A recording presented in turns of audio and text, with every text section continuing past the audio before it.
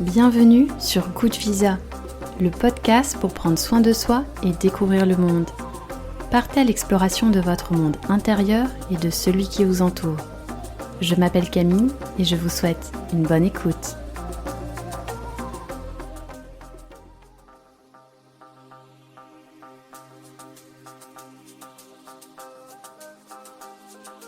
Voyager pour mieux se trouver. Dans cet épisode, je reçois Nathalie. En 2007, Nathalie part travailler en Chine. Ce qui devait être une expérience de 6 mois va finalement se transformer en l'aventure d'une vie, puisqu'elle y restera 11 ans. Elle va nous raconter comment elle s'est adaptée à cette nouvelle vie, avec la découverte du chinois, des spécialités locales, sans oublier les rencontres qu'elle a faites. En 2018, Nathalie quitte la Chine et commence une vie de nomadisme avec ses enfants. Loin d'être une fuite, à chaque voyage, elle en apprend un peu plus sur elle-même. La découverte de soi est aussi passée par l'écriture, avec la récente parution de son livre Baobei, qui retrace son aventure en Chine. Entre confidences sur ses dernières années, son mode de vie et cet ouvrage, c'est un épisode riche en émotions qui vous attend. Je ne vous en dis pas plus et je vous souhaite une bonne écoute. Bonjour à tous, bonjour à toutes, bonjour Nathalie. Bonjour Camille. Je suis ravie de te recevoir sur ce podcast, ça fait des mois. En fait, je pense que tu étais dans les premières que je voulais interviewer, je te l'ai jamais dit, je pense. Non. Mais dès que j'ai lancé le podcast, je me suis dit, j'ai envie de le faire avec Nathalie. Donc déjà, comment tu te sens aujourd'hui ? J'ai peur. C'est vrai ? Non, c'est un peu impressionnant en fait, je l'ai vu sur tes vidéos, mais de le faire en vrai, c'est un peu impressionnant. Donc comme d'habitude, je présente toujours un petit peu comment je connais les invités. Nous, on s'est rencontrés par l'intermédiaire de Lily Barbery à l'époque. C'est vrai que j'arrête pas de parler d'elle en ce moment, donc elle va finir par venir sur le podcast aussi. Donc elle faisait des méditations en ligne pendant le confinement. Il y a une sorte de groupe, de communauté. Voilà, de petite communauté qui s'est créée à l'époque, de personnes qui suivaient ces méditations. On a commencé à échanger ensemble. De fil en aiguille, on s'est retrouvés dans la même formation de yoga et ça va faire maintenant plus de 3 ans qu'on se connaît. Ouais, je crois. À peu près. Et je me répète, mais je suis ravie de te recevoir parce qu'on a plein de choses à aborder ensemble aujourd'hui, notamment donc un de tes pays coup de cœur, c'est la Chine. Voilà. Et c'est vrai qu'on a ce point commun en plus de plein d'autres points communs, puisque de mon côté, j'ai étudié le chinois pendant près de 8 ans. J'ai fait un stage en Chine et c'est vrai que quand on s'est rencontrés, c'était super de pouvoir partager cet amour pour la Chine ensemble. Donc peut-être, avant qu'on se lance dans le vif du sujet, est-ce que tu pourrais te présenter avec tes propres mots, nous raconter qui tu es Alors, par quoi commencer ? Eh bien, je suis donc Nathalie, j'ai 50 ans, je viens de les avoir. J'ai vécu en France jusque mes 33 ans, je crois. Ensuite, je suis partie en Chine où je ne pensais pas rester longtemps, mais je suis restée 11 ans. Durant ces 11 années en Chine, il s'est passé pas mal de choses. J'ai notamment rencontré le père de mes enfants et j'ai 2 fils qui ont 10 et 12 ans, qui sont avec moi non-stop puisque ils sont en instruction en famille, ils vont pas à l'école. Donc nous sommes tous les 3 puisque leur père est décédé en 2016 et en 2018 on a quitté la Chine, on s'est mis à parcourir le monde. Voilà ce qu'on a fait depuis maintenant 5 ans. Et c'est vrai je pense qu'on se reverra sur le podcast parce que vous avez effectivement parcouru le monde et il y a tellement de choses à dire, mais effectivement on va commencer par la Chine. Et est-ce que tu pourrais expliquer à l'audience pourquoi tu es partie en Chine ? Qu'est-ce qui t'a poussé vers ce pays ? Est-ce que c'était choisi ? Enfin, j'ai déjà un petit peu la backstory, mais pour qu'on explique aux auditeurs et auditrices. Alors, contrairement à toi, Camille, je n'étais pas du tout intéressée par la Chine.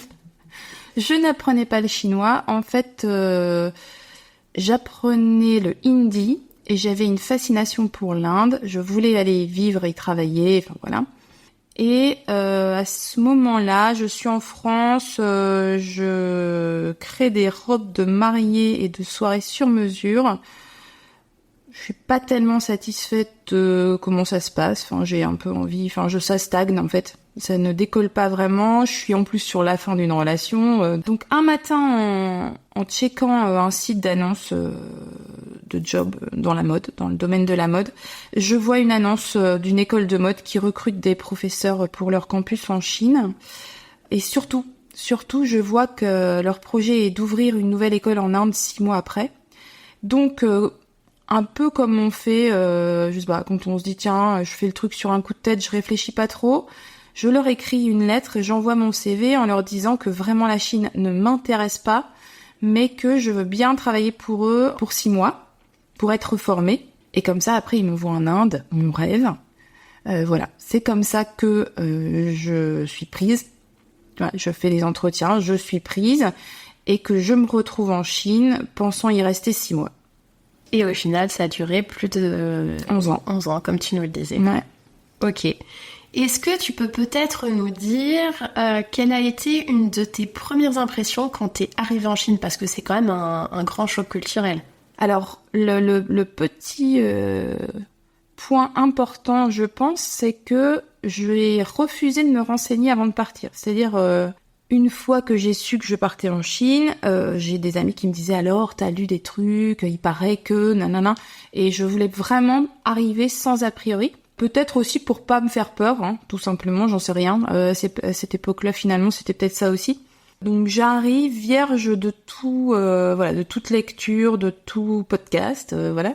Et pas vraiment à l'époque, mais et je me souviens, c'est très clair pour moi, d'arriver à l'aéroport et de trouver ça tellement pas, tellement normal. Enfin voilà, zéro dépaysement à la sortie de l'aéroport. Bon après, l'aéroport de Shanghai, il est dans la pampa. Enfin tu vois, c'est pas, on n'arrive pas dans le centre-ville, donc. Mais c'était très étonnant, sauf la chaleur en fait. C'était au mois d'août et une chaleur écrasante et humide, comme une chape.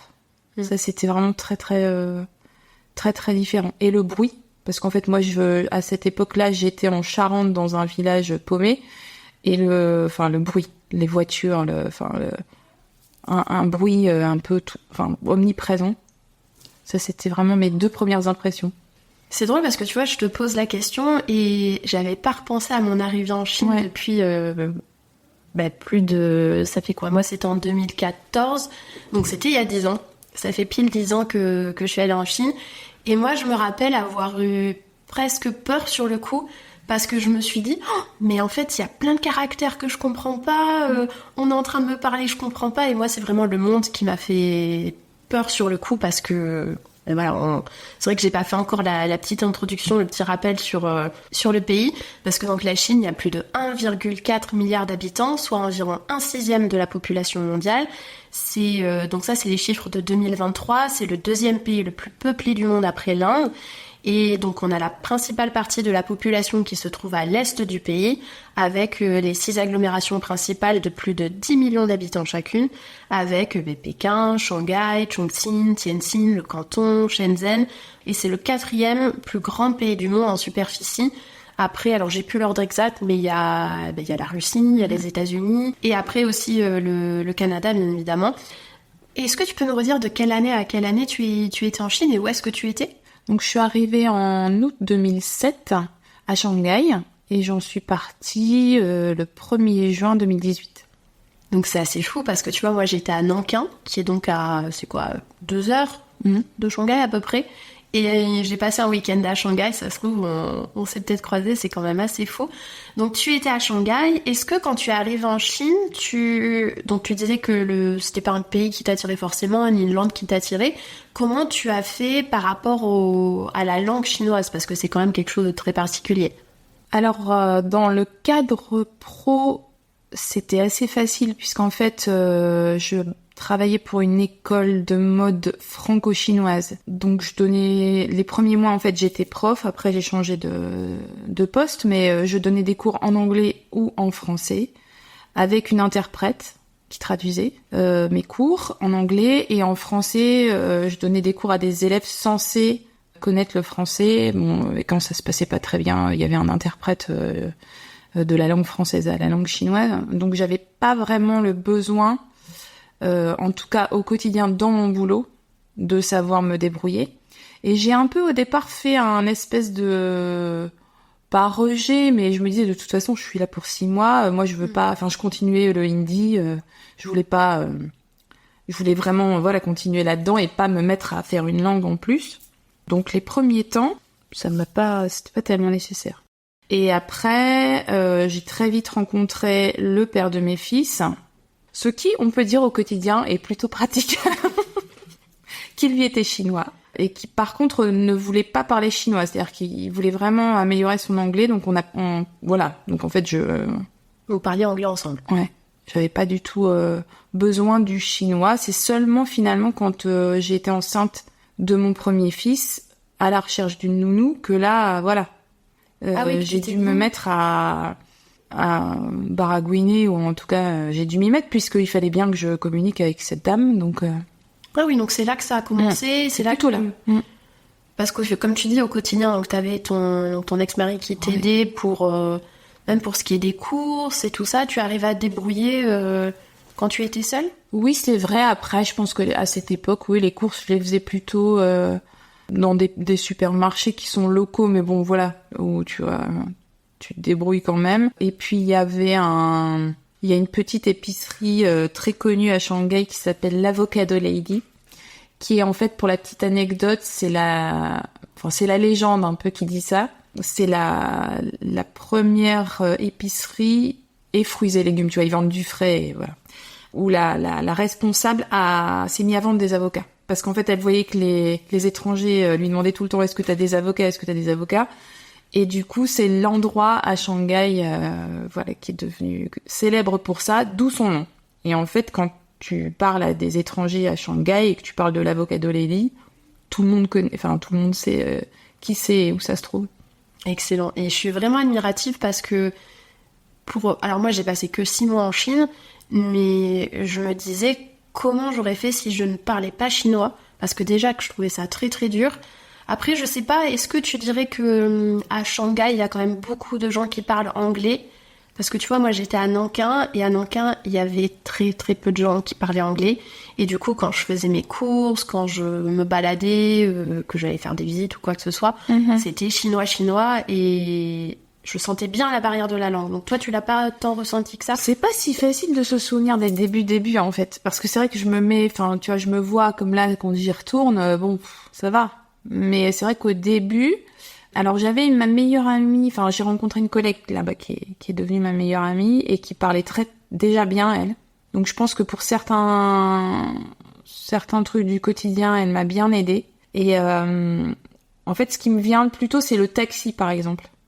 Parce qu'en fait, tu prononces le croisement et comme une fois sur 3, tu le prononces mal, en fait. Le gars... Tu te retrouves au mauvais croisement. Même pas, mais le gars est là, genre, il te répète un truc, toi t'es là, non, et tu redis ton truc. Enfin, en fait, voilà, c'est un peu, ça peut être un peu un dialogue de sourds, hein, parce qu'en fait, je suis quand même arrivée en Chine avec un portable Nokia, tu vois, c'est pas comme maintenant, quoi. Ouais. Où t'as l'appli, tu peux lui montrer, etc. C'est hyper facile maintenant, mais c'est vrai qu'à l'époque, le taxi, c'était quand même finalement, le métro, c'était beaucoup plus sûr. Mais tu vois, quand je te disais de mon arrivée en Chine, moi, c'était un de mes stress, c'était de dire au taxi où j'allais, j'avais écrit ça sur un petit papier, je l'avais écrit aussi en chinois, et même ça, je me rappelle, c'était un peu un dialogue de sourds parce qu'il me parlait, et d'ailleurs, pour la petite anecdote, je sais qu'on en a parlé en off, quand je suis arrivée en Chine, moi, ça faisait donc 8 ans que j'étudiais cette langue. Je me suis dit, sans prétention, mais je me suis dit, ça devrait aller pour les bases. Et au final, comme je le disais, l'arrivée dans le taxi, j'étais un peu perturbée parce qu'il y avait plein de caractères partout que je comprenais pas. Et je travaillais dans un hôtel de luxe à l'époque. Et je donnais des cours à la fille d'un collègue, des cours d'anglais. Et en fait, même une petite fille de 4 ans qui me parlait, j'avais du mal à comprendre tout ce qu'elle me disait. Et là, je me suis dit, ah oui, il y a entre apprendre une langue étrangère en France et la parler à l'étranger. J'imagine que certains auditeurs, auditrices pourront peut-être comprendre ça, qu'au final, il n'y a rien de mieux que d'aller dans le pays pour vraiment apprendre la langue, en fait. Oui, c'est un gouffre, en fait. J'ai quelques copines qui ont vraiment fait langues orientales, etc., et qui parlent un super chinois. Mais quand même, entre le chinois littéraire qu'elles ont appris et celui de la vie courante, c'est quand même très, très différent, même en termes de prononciation, d'ailleurs. Complètement, et pour faire un petit rappel par rapport à la langue, donc quand on dit chinois, voilà, on parle du mandarin en général, mais il y a aussi 297 langues et dialectes, Donc c'est énorme, ça varie selon les régions. Et désolée, c'est vrai que cet épisode me fait super plaisir parce que j'ai aussi pas mal d'anecdotes à partager. Et en fait, j'avais été faire un petit voyage avec des amis, dont un qui était chinois. Donc lui, il était de la région de Shanghai et il parlait quand même donc le mandarin, mais il parlait aussi le shanghaïen. On a été à Hangzhou, c'est une ville à peu près 3 heures de Shanghai, je dirais. Et un jour, on demande notre chemin à quelqu'un, donc c'est lui qui parle en chinois à cette personne. Donc ils ont leur discussion, je lui dis bon ok, où est-ce qu'on va? Et il me dit mais j'ai pas compris ce qu'elle m'a dit. Donc je me suis dit, si même en fait les Chinois entre eux ont du mal à se comprendre, c'est quand même super compliqué quand tu apprends cette langue. Et après il y a toute la partie écriture chinoise qui est basée donc sur des milliers de caractères, où là en fait on est sur des idéogrammes, c'est-à-dire que chaque caractère représente un mot ou un concept. Il y en a plus de 80 000. Et en fait, si tu veux, pour maîtriser le quotidien, ça je sais pas si tu le savais, mais il faut à peu près 1000 caractères pour pouvoir se débrouiller dans la vie de tous les jours, 3000 pour pouvoir pour lire un journal, 4000 pour regarder la télévision, et une personne éduquée va en maîtriser à peu près 8000. Si tu veux, à la sortie de mon master, j'étais censée en maîtriser près de 5000, mais en fait... quand même, 5000 c'est énorme. Mais comme on disait, en fait, entre ce que tu apprends à l'école et puis moi... C'est vrai qu'une des difficultés quand même, je trouve, dans le chinois, c'est se rappeler de tous les caractères. Il y a aussi des intonations, c'est-à-dire que, toi tu connais, mais par exemple, la syllabe ma, si vous la prononcez ma, ou bien ma, J'ai une anecdote là-dessus. En fait, ça peut vouloir dire 20 000 choses différentes, donc c'est ça qui est très compliqué avec le chinois. En fait, comme mon mari était chinois, donc j'ai des beaux-parents chinois. Et en fait, ma belle-mère, en fait, je l'appelais Laoma. Et donc, c'est le ma de maman, qui peut vouloir dire cheval. Et un jour, je lui écris... En fait, en Chine, on utilise beaucoup WeChat, qui est un peu, le WhatsApp chinois. Et je lui écris en anglais, parce qu'elle peut, comme ça, traduire automatiquement en chinois. Sauf que Laoma, je mets Laoma, puisque donc je fais une phrase en anglais, et je mets Laoma. Et elle me répond, « Je ne suis pas un vieux cheval !» Non, puis elle me répond au truc, quoi. Et je comprends pas. Je me dis, mais pourquoi elle me parle de cheval? Parce qu'en fait, avec des accents différents, avec des intonations différentes, en fait, le caractère chinois, c'est pas du tout le même, mais il y a Laoma et Laoma. Enfin, tu vois, il y a... Excellent. Mais oui, c'est ça, ça amène à beaucoup de situations assez sympas quand il y a ces... C'est d'ailleurs, je sais pas si t'as prévu d'en parler, mais c'est d'ailleurs pour ça qu'il n'y a pas de 4e étage en Chine. Parce que le chiffre 4 et le mot mort se disent de la même façon. Enfin, à un ton près, mais comme c'est sans... Donc du coup, le chiffre 4 porte plutôt malheur. Et dans beaucoup d'immeubles en Chine, on passe du 3 au 5. Ouais, c'est super bien que tu le rappelles. Ou s'il y a un étage 4, ton loyer est moins cher. Exactement. Et c'est pareil aussi pour les numéros de téléphone. Parce que moi, je me rappelle que quand j'ai été faire... mon numéro de téléphone, ouvrir ma ligne en Chine, on m'avait dit, vous pouvez choisir tel numéro de téléphone, ça va vous coûter tant, parce que il va y avoir beaucoup de chiffres 4 dans le numéro de téléphone, donc il va être pas cher du tout, ou vous pouvez avoir le numéro de téléphone où il y a beaucoup le chiffre 8, qui est le chiffre un peu porte-bonheur de la fortune, de l'abondance, du mariage. Voilà, et ça coûtait très cher. Moi, oui, j'étais assez familière avec la culture chinoise, mais je crois que j'avais choisi un peu entre deux. Mais c'est vrai que là, il nous faudrait 10 ou 20 épisodes de podcast sur la Chine parce qu'il y a tellement d'anecdotes par rapport aux traditions, par rapport à ces faits culturels. Et c'est vrai que de les vivre au quotidien, c'est quand même quelque chose. Et pour faire un petit rappel historique comme à chaque épisode, c'est vrai que la Chine, quand on pense à la Chine, on repense aussi aux dynasties impériales, toutes ces séries qu'on retrouve maintenant, même sur Netflix, j'ai vu qu'il y en avait beaucoup. Il y avait la dynastie des Han, des Tang, des Qing, et voilà, il y a eu toute une succession de dynasties impériales. Ensuite, il y a eu la révolution communiste avec en 1949 avec Mao Zedong qui a mené la révolution communiste, en établissant la République populaire de Chine et en mettant fin justement à toute cette ère impériale. Ensuite, il y a eu le grand bond en avant et la révolution culturelle avec il y a eu beaucoup de période assez tumultueuse avec différentes politiques, des bouleversements sociaux. Ensuite, il y a eu des réformes économiques avec Deng Xiaoping dans les années 1970 qui a initié plein de réformes économiques. Et c'est là où en fait la Chine s'est vraiment ouverte au marché mondial, ça a stimulé une croissance rapide. Et après, on passe sur tout ce qui est un peu plus événements contemporains avec depuis les années 1980 cette montée en puissance mondiale avec des défis environnementaux. Voilà, ça aussi, ça pourrait faire tout un épisode de podcast, des tensions géopolitiques. Donc c'est vrai que là, c'est un sacré chapitre d'étudier l'histoire et la géographie chinoise. Ça, j'ai un petit peu tout oublié de mes années d'études, mais je pense que ce qui est peut-être important à souligner, c'est ça justement, c'est le côté... En fait, moi, par exemple, quand je suis rentrée, il m'est arrivé d'avoir des personnes curieuses qui me demandent comment c'était, parce que c'est vrai que c'est loin, que justement c'est très différent de nous. Et d'autres personnes qui me disaient comment tu as pu vivre dans ce pays qui nie les droits de l'homme et comment t'as pu vivre au quotidien. C'est impossible, moi je pourrais pas faire ça. Ou même des gens qui me disaient nous la Chine n'est clairement pas sur notre liste, même de personnes qui voyagent énormément, parce que moi je n'y mettrai pas les pieds tant qu'il se passe ça et ça. Et que répondre à ça? C'est vrai que c'est assez difficile dans le sens où moi j'avais mon expérience à Shanghai où j'ai été comme sur un nuage pendant des années. Ça reste, et pourtant il m'est arrivé quand même pas mal de trucs pas très gays, mais ça reste les plus belles années de ma vie. Je ne retiens que les gens. Je pense qu'à un moment donné, après à chacun de faire ses choix, mais moi ce que je retiens c'est de me dire si je vais dans un pays, c'est les gens qui m'intéressent. Et aussi de me dire, finalement, peut-être que eux ont certaines informations, mais si on est tous suffisamment curieux pour s'échanger nos points de vue, tout simplement, sans vouloir convertir notre cause Pierre, Paul, Jacques ou Rao, il y a quand même énormément de choses à apprendre les uns des autres. Et je trouve ça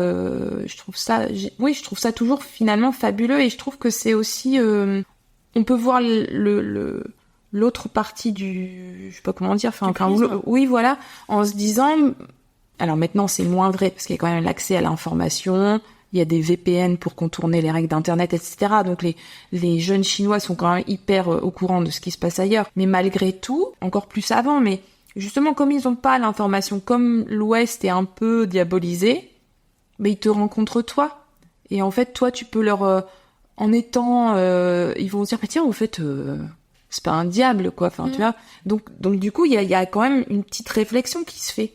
Et je me dis justement c'est dommage de se priver d'aller dans ces pays-là parce que finalement on est quelque part aussi important pour leur offrir nous on en prend plein la vue et de leur offrir notre perception, notre expérience, voilà. C'était juste un petit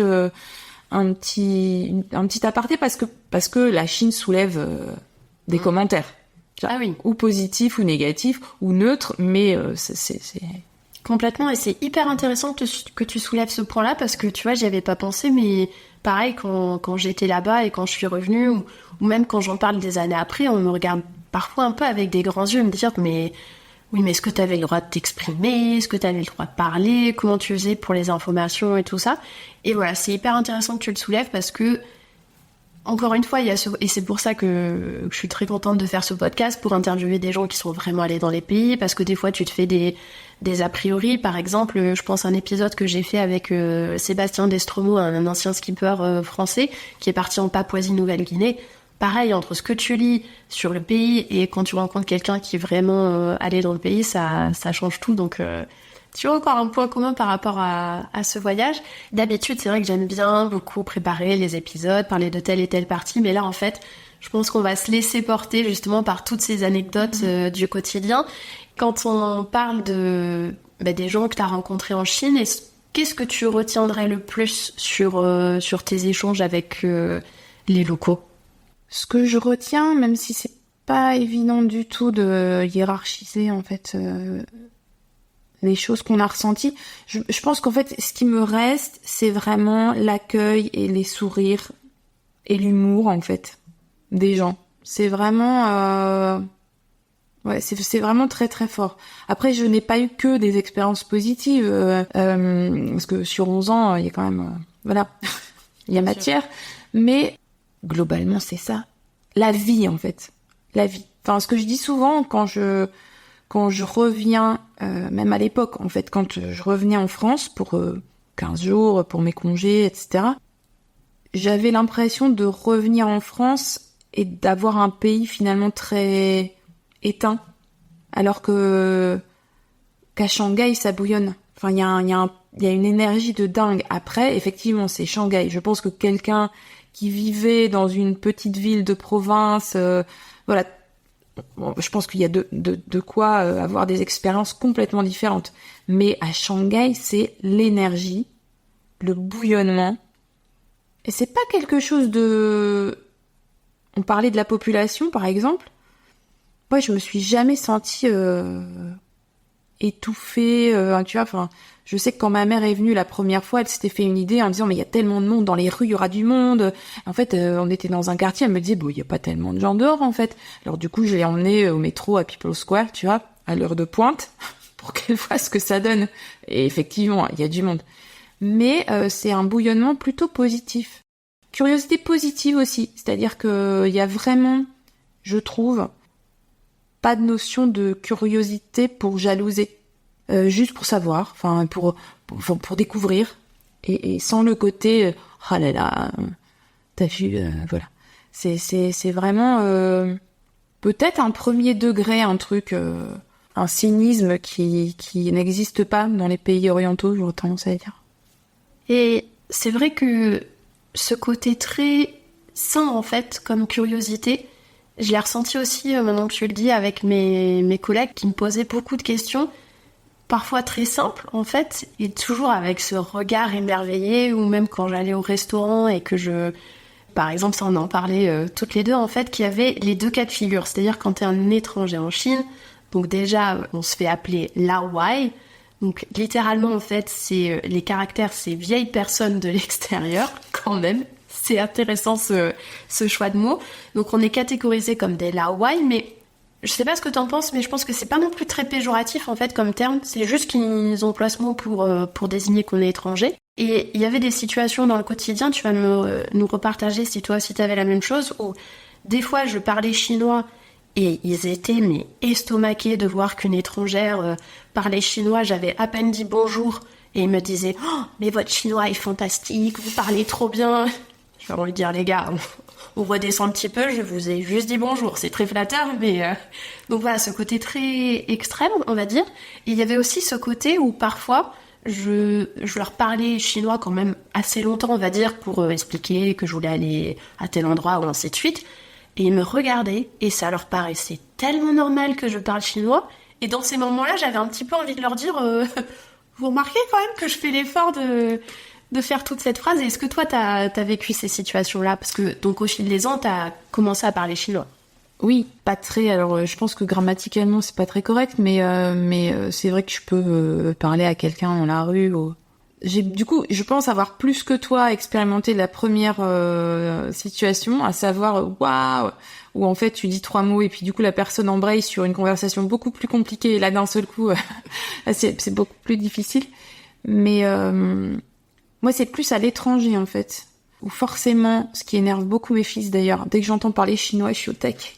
J'ai envie d'aller voir les gens, de leur parler. Et mes fils sont là, non mais attends, laisse-les, ils ont peut-être pas envie que t'y ailles, etc. Mais oui, ça m'est arrivé. Enfin, on est allé au Japon où il y a énormément de Chinois, à Tokyo, et c'est vrai que quand j'étais un peu perdue, c'est plutôt à eux que je demandais des trucs. C'était plus facile. Il y a toujours... alors ça, pour le coup, je pense que c'est vraiment valable partout. C'est-à-dire si tu fais l'effort, même mal, même peu, de dire quelques mots ou de demander... Voilà comment on fait, c'est toujours bien vu en fait, c'est toujours c'est une porte vers l'autre que t'essaies d'ouvrir. Donc je pense que rares sont les cas à mon avis où on te laisse la porte fermée finalement. Complètement. Et je ressens vraiment aussi Alors peut-être que je me prononce pour toi aussi, mais c'est vrai qu'on a chacune un attachement très particulier à ce pays, même si voilà, je me répète, c'était que 6 mois, ça n'a rien à voir avec 11 ans, mais voilà, on vient de passer quelques jours ensemble avec tes fils aussi, et on s'est beaucoup amusé à reparler tous ensemble chinois. Je pense que des fois les gens s'y passent à côté de nous, ils devaient se dire mais c'est quoi ces Français qui sont en train de parler chinois, et comme quoi aussi il y a quand même un certain attachement ça souligne aussi, je pense, l'importance d'une langue et d'un pays, parce que là, parler tous ensemble chinois, ça nous a permis de reconnecter à tous ces souvenirs qu'on a en Chine, où, bien évidemment, je ne peux m'empêcher de faire la connexion avec la nourriture, parce qu'on a été tous les 4 dans un restaurant chinois, et là, c'est comme si on se retrouvait en Chine, parce que l'importance de la nourriture en Chine, on est obligé d'en parler. Ah oui. C'est le nerf de la guerre. Et je pense que...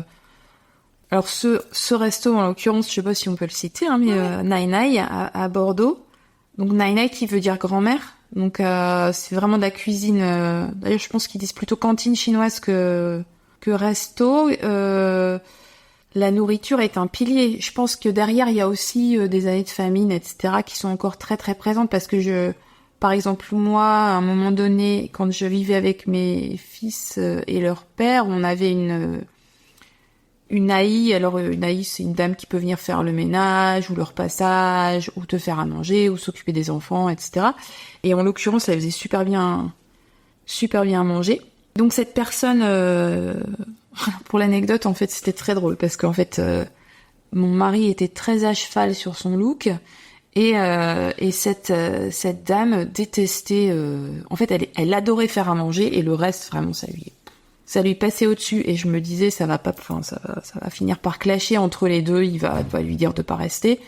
Et en fait, elle faisait tellement bien à manger qu'il me disait non mais c'est pas possible, je peux pas lui dire, on peut pas changer de personne parce qu'elle fait trop bien à manger. Faut qu'elle est restée des années. Donc tout ça pour dire, donc quand ma mère est venue nous rendre visite, elle connaissait, enfin elle était déjà allée en France quelques fois dans, tu vois, les classiques buffets chinois, machin. Et elle hallucinait de la cuisine familiale en Chine. Parce que ça n'a rien à voir. Et je sais que par exemple, quand on est parti de Chine en 2018, qu'on est arrivé en France, en plus c'était l'été, donc on a fait un peu la tournée de nos amis, et c'était l'été, donc on mangeait dehors, et à chaque fois les gens me disaient bon, je sais pas trop ce qu'ils aiment, donc bon, on fait simple. On a fait des salades, des crudités, et en fait, j'avais mon fils, le plus petit, qui me disait « Mais pourquoi le riz est froid ?» Il comprenait pas, parce qu'en fait, il y a finalement très peu de crudités, et une variété de légumes assez époustouflante, en fait. En Chine, tu veux dire ? En Chine. Et du coup, de se retrouver en France, finalement, entre les tomates, les carottes râpées et les salades de l'été. Enfin, c'était vraiment... d'un point de vue de l'alimentation... Le choc est grand, je pense, quand tu viens de Chine et que tu arrives dans un autre pays. Et d'ailleurs, ça me fait penser à énormément d'amies chinoises que j'ai qui, en gros, quand elles voyagent, elles ont une valise, c'est les vêtements, et une valise, c'est la bouffe, en fait. Parce que c'est assez dur de retrouver, finalement, avec toute cette variété de sauces, d'épices, etc., tout peut te sembler très fade. Et c'est d'ailleurs ton fils qui nous disait l'autre jour ah oui maman, la cuisine chinoise en fait ils mettent beaucoup l'accent sur les sauces, et c'est vrai que ça fait tout. Dans les légumes on pense aux petites aubergines avec la sauce soja, ou même l'autre jour tu as fait des œufs au plat et on a mis de la sauce soja pour se rappeler un petit peu. Tu disais que c'était la mère de ton ex-mari qui faisait ça. Son père. Son père. Ah ouais. Oui, c'est le grand-père qui cuisine. Ah oui, est-ce que d'ailleurs tu peux nous en parler ? Parce que c'est vrai. Alors a priori c'est assez shanghaïen, puisque mes beaux-parents ne vivent pas, en fait, ils vivent dans le sud de la Chine à peu près, enfin dans une province qui est en face de Taïwan. Donc c'est assez différent. D'ailleurs dans cette province c'est plutôt les femmes qui se collent à la cuisine, etc. Mais à Shanghai, la femme shanghaïenne est très réputée pour prendre soin de sa personne et ne pas s'occuper des tâches domestiques. Et donc c'est mon beau-père qui trime et qui fait super bien à manger. Donc voilà, qui fait les œufs façon yéyé, œufs au plat avec de la sauce soja sur la fin de la cuisson pour les griller. Trop bon. Yéyé qui veut dire donc grand-père. Ouais. grand-père paternel, parce que c'est très compliqué. Oui, parce qu'effectivement, autre expression quand c'est le grand-père maternel. C'est vrai que parler de cuisine à cette heure-ci, je pense qu'il faudrait que j'arrête de faire des enregistrements d'épisodes autour de midi, parce qu'à chaque fois c'est compliqué. Mais c'est vrai que la cuisine chinoise, là aussi, il y aurait de quoi en parler pendant des heures. Et pareil, comme toi, de ce que tu disais, quand je suis arrivée en Chine, j'avais des a priori sur la cuisine chinoise, même si on en parlait dans mes cours. Et c'est vrai que je suis tombée sur des saveurs. Et puis, il faut imaginer aussi que quand on mange ensemble en Chine, c'est pas entrée, plat, dessert. C'est tout mélangé, tout à la fois. On se retrouve en général sur des grandes tables rondes pour avoir ce côté familial. Il y a souvent des plateaux ronds qui tournent et il va y avoir tous les petits plats entreposés. Il va y avoir des petits légumes, il va y avoir le plat de riz, il va y avoir des fois des nouilles, des soupes. Moi, une fois, j'ai eu une soupe d'ailes de requin. Oh. Parce que ça aussi, je sais pas si on t'a fait la blague. J'allais dire le truc, t'as mangé du chien quand Est-ce que t'as mangé du chien? Alors, je n'en ai pas mangé, mais j'en ai vu servi une fois. Et c'est aussi, ça fait partie des, enfin, c'est comme de dire que les Français mangent tous des cuisses de grenouille, tu vois, c'est vrai, ou des escargots. Mais en l'occurrence, ça m'est arrivé dans la province justement des grands-parents de mes fils, dans la montagne. Donc vraiment, ça reste des pratiques quand même qui ont dû être à un moment donné traditionnelles, mais qui tendent à disparaître. Et tant mieux. Enfin, ça c'est mon avis personnel. Et donc, enfin voilà, on se retrouve, on arrive dans un restaurant de montagne pour voir a priori des personnes qui étaient des amis ou des connaissances, hein, puisque les connaissances c'est important en Chine, de mon mari et mon fils aîné était petit, il avait 1 an, un truc comme ça. Et je m'en souviens parce qu'on arrive dans cette salle de resto privatisée, parce qu'il y a beaucoup de salles en fait. Tu peux avoir des restaurants avec plein de tables dans une grande salle, mais tu peux aussi demander une salle privée. Donc, on arrive dans cette salle enfumée, donc j'étais là, ok. Donc, ils ont tous la clope au bec, et moi, j'ai un petit de 1 an, ça va commencer à d'activer. Donc, voilà, je dis à Léo, leur père, est-ce que ce serait possible quand même d'ouvrir les fenêtres, tout ça, parce que bon. Et puis, arrivent les plats à table, et à un moment donné, c'est vrai qu'arrive un plat, je me dis, qu'est-ce que c'est un plat de viande? Et je demande à Léo, mais qu'est-ce que c'est? Et je vois, en fait, quand ce plateau tourne, je vois une pâte. Je vois des petits coussinets, je me dis, c'est pas voilà. vrai. Donc, je me retourne vers Léo, je dis, non, en fait, tu crois que c'est du chien? Il me dit, ouais, je crois que c'est du chien. Donc, on n'en a pas mangé. Enfin, tu vois, tu peux, heureusement, laisser passer. Mais donc, effectivement, j'en ai vu servi. Ça arrive. Oui, sur 11 ans, c'était quand même peut-être Oui, rare. parce que je suis... Enfin, voilà, à Shanghai, non. Tu manges plein d'autres trucs. J'ai mangé du serpent fondu, mais... Du serpent fondu. Oui. Ouais, à Shanghai, ouais. Incroyable. Ami vegan, pardon. J'ai J'ai un peu changé d'alimentation depuis, mais il faut avouer qu'à l'époque, ouais. Oui. Et puis aussi parce que c'est un peu comme partout. Je pense que quand les gens sont contents... Notamment, donc, j'ai appris que se servir le chien, là, c'était un peu, ça arrivait pas tous les 4 matins. Donc, c'est vraiment pour, en ton honneur. Comme quoi, il y avait quand même un petit truc de Chine. Quand j'ai fait 2 ans d'études à Bordeaux. Mes études de stylisme. Et une Chinoise arrive pendant 1 mois faire un stage. Enfin, pas un stage, mais une étudiante qui vient en échange. Quand tu étais à Bordeaux? Quand j'étais à Bordeaux. Et forcément, donc, on sympathise. Enfin, forcément, je dis forcément. Depuis toujours, j'ai un truc qui fait que quand il y a un étranger qui est en France, je sais pas, j'ai le mode je veux l'aider activé et du coup je vais aller lui parler. Bon bref, donc on se retrouve à être amis. Elle nous invite à manger dans son petit appart pour mon anniversaire. Et donc, elle avait fait une soupe de... Alors maintenant je sais que c'est de la soupe de tête de poisson, mais je ne sais pas, à l'époque je me dis c'est de la soupe de poisson, de saumon. Et elle me dit... Je me souviendrai toujours, elle était en face de moi et elle me dit, comme c'est ton anniversaire, d'habitude c'est moi qui les mange, mais aujourd'hui je te donne les yeux. Joyeux anniversaire. Et là je me dis, je peux pas ne pas les... Enfin, oui, si, sûrement, enfin je pense qu'après ça dépend du caractère de la personne, mais enfin certaines personnes, j'ai des amis qui auraient tout à fait été capables de dire, en fait non, tu vas les manger parce que moi je mange pas ça. Moi c'était impossible pour moi de lui dire que j'allais pas manger ce mets qu'elle m'avait préparé et qu'en plus, sacrifice, elle me le donne le jour de mon anniversaire. Donc, je goûte le truc. Enfin, je vois, parce que C'est gros un œil de saumon, hein, quand même. Plus qu'un œuf. Et donc, je mets le truc plus qu'un œuf de saumon. Ah oui, pardon. Tu vois ? Je croyais... Ah oui, non. J'ai le truc dans ma cuillère, je le mets dans la bouche et voilà. Le goût, ça a le goût de poisson, enfin, voilà. La texture, c'était un peu bizarre, mais je me souviendrai toujours. Et donc, je la remercie et je lui dis non, mais partageons. Un suffira bien. Prends le deuxième. Mais et d'ailleurs donc cette anecdote, c'est que elle était fascinée à Bordeaux parce que quand elle allait faire ses courses il y avait un supermarché c'était les grands hommes là, ce bâtiment. Elle allait là et le poissonnier lui donnait la tête parce que en France personne enfin si peut-être des gens qui font des bouillons, des courbouillons, des trucs, mais la tête n'est pas un mets de qualité, alors qu'en Chine, la tête du poisson vaut bien plus cher que le reste du poisson. Ah, c'est intéressant. Donc elle était toute contente, parce qu'en fait, le poissonnier lui donnait les têtes de poisson. Incroyable. Je vois l'heure qui tourne et c'est vrai que je me dis on pourrait parler encore de tellement de choses, parce que on n'a même pas abordé tout ce qui est les paysages magnifiques en Chine, la Grande Muraille de Chine, Guilin, ces paysages qui ont inspiré Avatar. Parce que la Chine est tellement grande, je me dis il faudrait des mois et des mois en fait pour explorer bien comme il faut ce pays.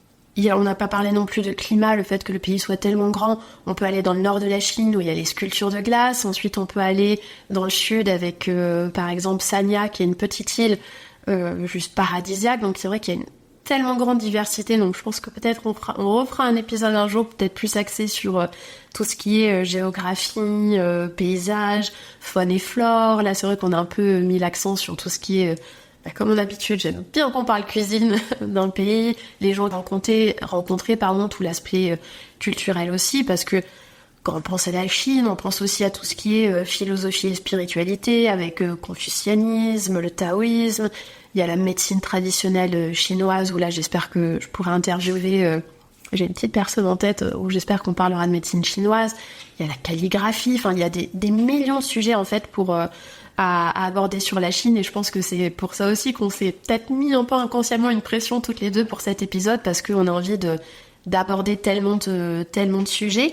Mais est-ce que tu dirais que le fait que tu sois partie à l'étranger, je sais pas si c'est quelque chose que tu partages, que tu t'es un peu découvert toi-même aussi à travers ce voyage, à travers cette expatriation, parce que c'est peut-être très vague comme question, ça pourrait Non, pas du tout. En fait, ce qui est drôle, c'est quand je t'écoute, je me dis qu'en fait, même si j'étais beaucoup plus âgée, parce que moi je suis partie, donc j'avais 33 ans, à part quelques mois dans ma vie, je n'avais jamais vécu seule. Parce qu'en fait, moi j'ai fait des études, enfin un premier batch d'études, après je me suis mariée une première fois, donc je suis partie de chez mes parents, enfin tu vois, voilà, j'avais pas eu d'appartement d'étudiant, etc. Donc... avec le recul, je suis assez scotchée. Je me revois à l'aéroport en partant de Paris et je me dis... Et pourtant, c'était une évidence. C'était... Ouais. Je sais pas, c'était vraiment... c'était écrit. Et la découverte de soi, forcément. Je pense déjà que quand tu te retrouves comme ça, dans un endroit où t'as pas tes repères habituels, personnellement, ça m'a aidée. Enfin, dans le sens où... j'allais dire, je me suis rencontrée. Je pense qu'il a encore fallu beaucoup d'années et que j'en ai encore besoin de pas mal. Mais ça a été un pas si important dans la découverte de moi-même, et ce qui a fait notamment qu'après on embraye sur des voyages en fait, finalement, qu'on continue ce chemin-là. Je pense, beaucoup de gens peuvent dire la même chose, mais je pense que je serais vraiment pas celle que je suis si j'étais pas passée par la case Chine. Ça, c'est vraiment une certitude. Complètement. Et je te rejoins je me répète, mais c'est vrai que même si moi, je l'ai senti, alors j'ose même pas imaginer, pour 11 ans, ça a dû être vraiment un sacré vecteur de plein de changements. Et en parlant de changements, justement, est-ce que tu pourrais expliquer à l'audience ce qui a fait que vous avez quitté la Chine ? En fait, alors pour faire très vite, j'étais séparée du père de mes enfants Il est décédé en fin 2016, après notre séparation. Et suite à ça, s'est posé la question de est-ce qu'on reste en Chine ou pas. J'ai essayé de rester pendant un certain temps parce que c'était chez nous, tout simplement. Mais d'un point de vue administratif, notamment des visas, de l'obtention des visas, c'est devenu très compliqué. Donc voilà, j'ai essayé de trouver des moyens. Et puis en 2018, je me suis dit, bon, je lâche l'affaire. On va essayer de trouver un autre endroit. La France n'étant pas du tout dans ma ligne de mire à l'époque, un autre pays qui sera notre nouveau chez nous. Avec tes 2 fils. Avec mes 2 fils, voilà, tous les 3. Et c'était le début de 5 ans de nomadisme, puisqu'on a complètement adopté ce mode de vie-là, à savoir ne pas avoir un point de base et bouger continuellement. Bouger plutôt lentement, puisqu'on reste plusieurs mois dans le même pays, mais avoir cette démarche-là. Et à l'époque, en fait, est-ce que tu pensais vraiment que vous alliez chercher votre prochain point de... Je sais pas si on peut dire point de chute, enfin, point de... vous refaire un cocon, et en fait, c'est quoi vous avez fait un... Mais quel est d'ailleurs, si je peux te demander, le premier... Je me rappelle plus, le premier pays que vous avez fait après la Chine? C'était Tahiti. Tahiti, excellent. Qui a été une catastrophe pour moi. Comme quoi, on peut avoir des expériences très différentes selon le moment où on y est, et voilà. Donc là, tu t'es dit, bon, c'est parce que le point d'attache qu'on cherchait, un autre voyage, puis ensuite, c'est comme ça que ça s'est enchaîné? C'est intéressant parce qu'en fait, dans les clichés entendus très souvent, c'est « mais tu fuis quoi ?» Puisque si tu voyages, tu fuis forcément quelque chose. Et j'en suis pas persuadée. Je sais puisque maintenant on a un peu de recul sur ces 5 ans, je sais qu'actuellement on se pose la question d'avoir une base quelque part, justement, pour faire les choses différemment. Et puis parce que je pense que ce qui est important dans ce type de vie, dans la vie en général même, c'est quand t'as une famille, c'est de toujours faire au mieux pour chacun des membres de la famille. Donc être toujours en phase, et que si les envies changent, ta façon de vivre change également. Donc mais au début, oui, au départ, on est parti, et dans ma tête, je me disais, voilà, il faut que je trouve un autre endroit, parce que j'avais l'impression justement d'être bloquée, d'être à un moment où cette ville bouillonnante bouillonnait sans moi, en fait. J'arrivais plus à trouver ma place là-dedans. On a commencé par Tahiti parce que c'est très bête, c'est-à-dire que j'étais tellement saoulée par les visas en tout genre, les demandes de visa, le fait que tu puisses pas rester, etc. Je voulais un endroit où on n'ait pas besoin de visa. Donc, j'aurais pu aller en Belgique. Un peu moins exotique. Mais à l'époque, je suis partie avec des grands rêves, un peu comme ces familles qu'on voit sur Insta. J'avais fait ma petite photo avec les sacs à dos, avec tout ce qu'il y avait à l'intérieur. Voilà. Très tour du monde, famille, machin.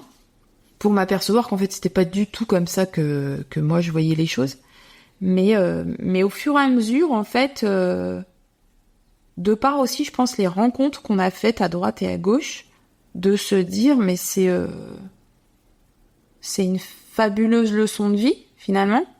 C'est énorme en apprentissage, puisque forcément, on me pose aussi beaucoup la question de « mais tes enfants ne vont pas à l'école, mais savent-ils lire et écrire ?» Enfin, voilà. Oui, en l'occurrence, ils savent lire et écrire, mais c'est un apprentissage. C'est pas simple tous les jours, loin de là. Mais je pense qu'en tout cas, pendant ces 5 ans, c'est vraiment ce qu'il nous fallait, ce qu'il me fallait, moi aussi, hein, donc très clairement. Et même si j'ai eu parfois le sentiment d'être perdue, tu vois, de me dire, en fait, parce qu'en fait, soyons honnêtes, je n'ai jamais retrouvé la même chose que ce que j'ai trouvé en Chine. C'est-à-dire, en fait, on est retourné en septembre, là, cette année. Ça faisait 4 ans qu'on n'y était pas allé. Et ça m'a fait... Je me suis dit, je vais faire comme le pape, quoi. Je vais sortir de l'avion et je vais embrasser le tarmac. Mais ça m'a vraiment fait ce shot de... Bah voilà. Il y a pas photo. Là, c'est vraiment spécial et... Enfin, il n'y a pas photo dans quel sens? Il n'y a pas photo. Ce pays fait partie de nos vies, point. Oui. Parce que je pense qu'à un moment donné, peut-être que je me suis dit, je laisse derrière moi cette partie de ma vie. Passons à autre chose. oublions, parce que ça n'a pas été que rose, oublions cette partie et commençons un autre chapitre. Et en fait, je me suis finalement rendu compte que tout faisait partie de la même histoire. Et que peut-être j'ai un peu une spécialité de recommencer les choses à zéro dans ma vie, je peux le dire, mais c'est très récemment que j'ai pris conscience de la complémentarité de toutes les étapes et qu'en fait, c'était tout ça constituait mon histoire finalement. Et que je pouvais la continuer sans reprendre de zéro. Comment j'enchaîne derrière ça? Ouais, je sais pas. Donc en fait, effectivement, à chaque fois que vous faites un nouveau pays, si on revient à ce que je te demandais tout à l'heure, la découverte de soi à travers le voyage, est-ce que tu dirais que chaque nouveau pays que vous faites, c'est à chaque fois tu en apprends un petit peu plus sur toi? C'est tout à fait ça. Et je n'en ai pris conscience que finalement très récemment, où j'ai pu voir, grâce à une rencontre, on m'a demandé d'écrire, de tracer en fait on va dire mon axe de vie avec les différents endroits où j'étais allée, ce que j'y avais déposé et ce que j'y avais trouvé. Je suis pas sûre que ce soit très correct au niveau français ce que je viens de dire, mais c'est pas grave. Et de voir en fait ce chemin de vie vraiment sous mes yeux, c'est assez incroyable. Je pense d'ailleurs, tout le monde devrait ou pourrait faire ça sur sa vie, même sans avoir voyagé, parce qu'en fait, il y a plein de formes de voyage. Et de voir finalement qu'à chaque étape de ta vie, c'est comme, tu vois, comme si t'avais tellement de tenues sur toi, de vêtements, que t'as pas toujours choisi, qu'on t'a un peu demandé de porter. Chaque étape, finalement, te permet d'en enlever un. Tu vois, c'est les couches d'oignons, mais ça peut être ça aussi, tu vois, d'enlever le manteau de la culpabilité parce que il s'est passé ça dans ta vie. Enlever le manteau, du besoin de reconnaissance, ou que sais-je. Mais vraiment, ça a été une prise de conscience énorme. Et de ce fait, de pouvoir dire, peut-être, tu as l'impression que je fuis, mais moi, je suis en chemin à la découverte de moi-même. Deux façons de voir les choses, tu vois. Je pense que les personnes qui ont déjà une démarche quand même... j'ai un peu de mal avec les termes qu'on entend partout, donc développement personnel, j'aime pas trop utiliser ce mot-là, mais qui ont une envie de creuser un peu en elles-mêmes, vont plus voir en fait ces voyages de ce point de vue-là que du point de vue d'une fuite. Même si, oui, peut-être d'une certaine façon, il s'est passé ça, la mort du père de mes enfants, mais par exemple, je n'ai jamais eu ce truc de me dire, je ne veux plus entendre parler de la Chine. Au contraire, je me rends compte que c'est vivant, cette part en moi. Et donc, que j'ai pas, c'est pas, en fait, ce n'est pas fuir la Chine que j'ai voulu faire. Ça a d'ailleurs été très difficile de partir. C'était vraiment un déchirement. Donc, c'était plus, what's next, tu vois. Et je crois que tu me disais même en off qu'en fait, c'est un peu comme si tu avais l'impression d'avoir fait ton propre chemin de Compostelle. Ouais. On m'a dit ça récemment, parce que j'ai toujours dit que j'adore marcher, et je me disais vraiment un jour, j'adorerais faire Compostelle, etc., etc. Et la personne qui m'a fait faire cet exercice, justement, de mettre à plat mes étapes, m'a dit tout simplement, mais il est là ton Compostelle en fait. Et j'ai fait waouh. J'imagine. Et je suis en train d'imaginer toutes les questions que l'audience pourrait avoir, à savoir par exemple, comment tu fais en fait pour décider chaque destination, combien de temps vous allez rester, parce que j'imagine que tu es la seule parent, donc ça fait quand même beaucoup de responsabilités de dire, en plus j'emmène mes fils avec moi, quelle destination je vais choisir, combien de temps on reste, ça fait beaucoup. Alors j'ai découvert finalement assez tôt que j'étais assez mauvaise en termes de planification et d'organisation, dans le sens où justement quand on est parti la première fois à Tahiti, j'étais au taquet, je me suis dit on est à Tahiti, ensuite on va aller en Nouvelle-Zélande, en Australie, on va remonter par Bali, puis remonter en Chine, tu vois le truc, voilà. Et puis en fait j'ai fait ce qu'on peut appeler un burn-out, j'ai pété les plombs à Tahiti. Donc j'étais au 36e dessous, même réserver un Airbnb me paraissait super difficile. Donc j'ai tout arrêté, on est rentré quelques mois en France et après on est reparti. Et là c'était plus... comment dire ça ? Peut-être aussi les rencontres, c'est-à-dire qu'une première fois en Inde, je suis partie avec un groupe, avec un prof de yoga. On est allé dans un endroit que j'ai beaucoup aimé, dans une guest house que j'ai beaucoup aimé. Donc on y est retourné l'année suivante avec mes fils, cette fois seule, mais je connaissais déjà les propriétaires de l'auberge. Je savais, j'avais un peu de repères. J'y ai rencontré une autre maman qui passait les hivers en Inde, qui connaissait l'endroit super bien, donc on y est retourné pour plusieurs mois. Enfin, tu vois, des connexions comme ça. Et souvent, c'est vrai que même la semaine dernière, là, quand on était dans Bordeaux, dans une boutique, le gars me dit « Ah oui, mais vous partez où, là ?» Et je lui dis « Qu'une idée !» On est parti au Mexique 6 mois pendant le Covid parce que c'était un peu le seul pays où tu pouvais aller, assez facilement, on va dire, et parce que je pense que tu te constitues un petit réseau, c'est-à-dire que j'ai maintenant pas mal de connaissances qui font la même chose que moi, des personnes qui sont vraiment devenues des amis. Donc quelquefois on essaie de se rechoper, enfin, ah tiens tu pars, là par exemple, une maman va être en Bulgarie les mois d'hiver parce qu'il y a a priori un pôle de gens qui voyagent, qui se basent là-bas l'hiver pour être à la montagne. Du coup, voilà, on se dit, ah bah tiens, peut-être ça peut être une possibilité. Des familles de nomades, en fait. Ouais. Est-ce que tu... Bah oui. Tu te considères... Ouais, alors, nomade. en fait, alors, jusqu'à présent, oui. Comme je disais, on est un peu, en fait, dans la fin d'un cycle et le début d'un nouveau. Donc, c'est vrai que on se dit tous les trois qu'on aimerait bien avoir un endroit où poser nos affaires, sachant que la condition, c'est si on peut en partir assez souvent. Parce qu'on a du mal, je pense, à vraiment se poser, enfin, se dire qu'on ne bougera pas. Bon, après, effectivement, à Shanghai, j'y ai passé 11 ans. À l'époque, je disais déjà que j'aimais bien bouger. On m'avait dit, oui, enfin, ça fait 11 ans que t'es là, t'as pas bougé beaucoup. Mais j'étais dans un environnement, parce que moi, j'adorais le fait de ne rien comprendre. Des signes qui étaient autour de moi. De pas pouvoir lire les affiches publicitaires. Enfin, c'était pour moi un cocon. Tu vois, comme quoi on n'a pas forcément la même perception, toi et moi. De se dire, toi, si tu disais, ah, il y en a que je comprends pas. Et moi, justement, j'avais l'impression d'être dans une coque d'invisibilité.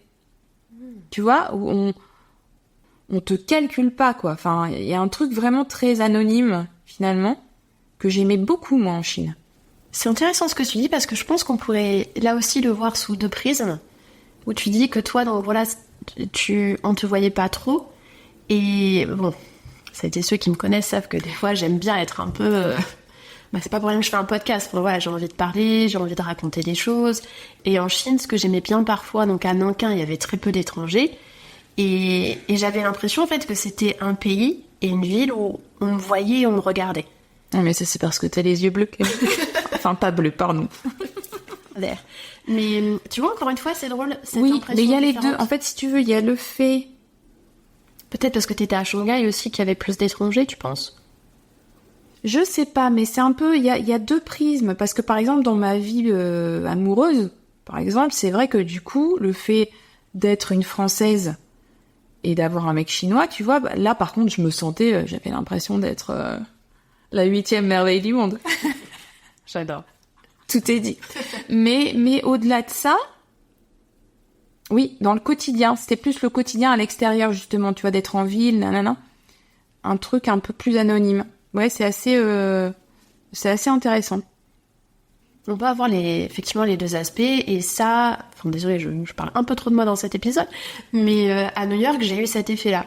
Ce cocon de se dire, voilà, je me fonds un peu dans la masse, et je me rappelle, par exemple, un jour, je sais plus pourquoi, je pleurais dans le métro, je marchais dans la ville, et personne remarquait. Enfin, j'aurais pu être en train de pleurer, voilà, toutes les larmes de ma vie, et ça se remarquait pas du tout. Donc oui, il y a vraiment une perception différente. Tu peux le voir de deux façons, c'est à la fois horrible et à la fois formidable. C'est ça. Tu vois, tu dis... Ouais. Ouais. Mais voilà, en fait, suivant les pays où tu vas, par rapport à ton... oui, tu vois, j'allais dire par rapport à ton cheminement, à votre voyage à tous les trois, suivant le pays où tu étais, tu prenais ça d'un prisme différent ou l'autre, t'apprenais à te connaître suivant différentes facettes. Et je suis désolée, là aussi, je vois l'heure qui tourne, j'aimerais bien te te posais aussi quelques petites questions pratico-pratiques sur le mot nomadisme, parce que tu vois, j'ai déjà parlé de toi à certaines copines qui semblaient fascinées par ce mode de vie, qui me disaient, mais déjà, comment elle fait? Parce que tu es tout le temps avec tes enfants. C'est donc toi qui leur fais l'école. J'imagine qu'il faut une certaine patience pour faire tout ça, pour être avec eux constamment, parce que c'est pas la journée ils sont à l'école, je peux aller faire mon travail, faire mes activités. Tu me disais aussi en off que tes enfants font aussi partie de ce chemin de Compostelle dont on parlait tout à l'heure, parce que tu apprends énormément au quotidien avec eux. C'est un certain, je sais pas si c'est le bon terme, mais un sacré vecteur d'apprentissage sur soi aussi. Déjà, j'ai pas encore d'enfants, mais je vois que mes copines apprennent beaucoup sur elles-mêmes avec leurs enfants, mais quand tu les as 24 heures sur 24, que vous êtes tout le temps ensemble, j'imagine que tu apprends encore plus de choses. Alors, certainement. Personnellement, je suis intimement convaincue que les enfants ne viennent que pour nous faire grandir, en fait. J'aurais dû préparer mes petites phrases à dire pendant le podcast, mais il y a des citations, et il y en a une notamment de je ne sais plus qui parle de ça, qui disent qu'en fait tu n'élèves pas tes enfants, c'est eux qui t'élèvent dans un sens différent. Et personnellement, j'ai toujours beaucoup ressenti ça en fait.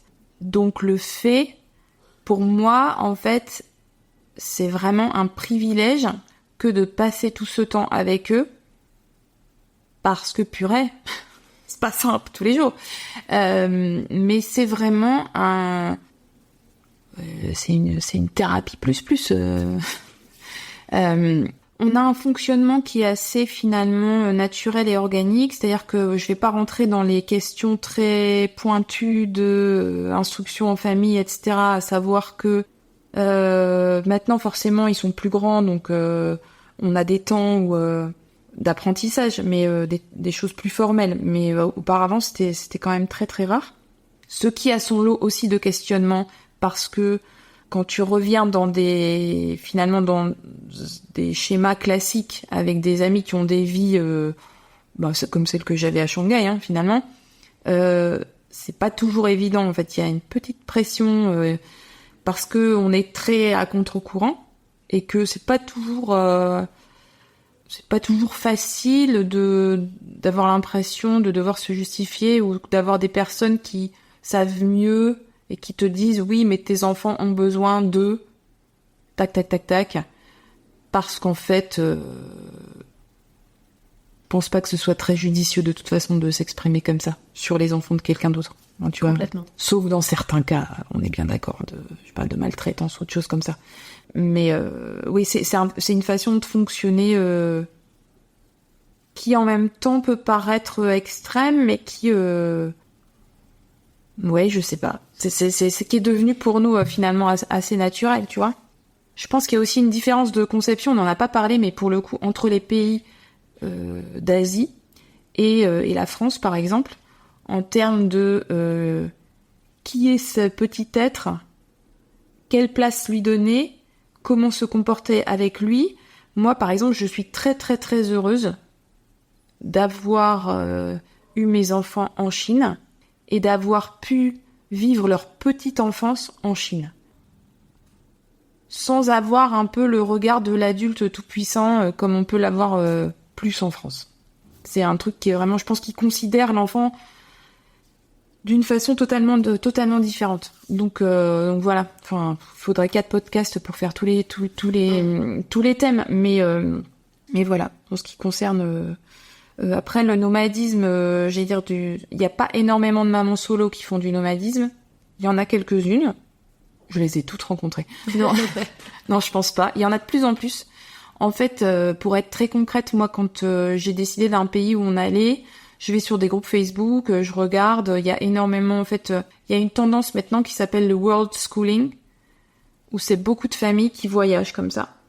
Après, c'est toujours pareil, dans cette